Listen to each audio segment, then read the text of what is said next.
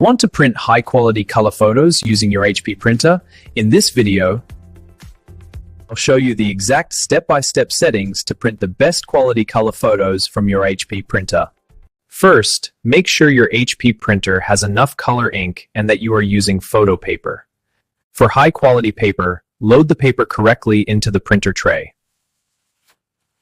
Next, open the photo you want to print on your computer. You can open it using the Photos app, Image Viewer, or any editing software. Now click on the Print option. You can press Ctrl+P on your keyboard or select Print from the menu. Select your HP printer from the list of available printers. Make sure the correct printer is selected before continuing. Now click on Printer Properties or Preferences. Select photo paper as the paper type, then set the print quality to Best or High to Right. Make sure the color option is selected for color printing. Check the print preview to make sure the photo looks correct.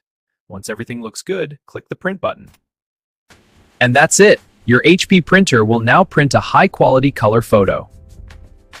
If this video helped you, don't forget to like, subscribe, and share for more printer tips and tech tutorials.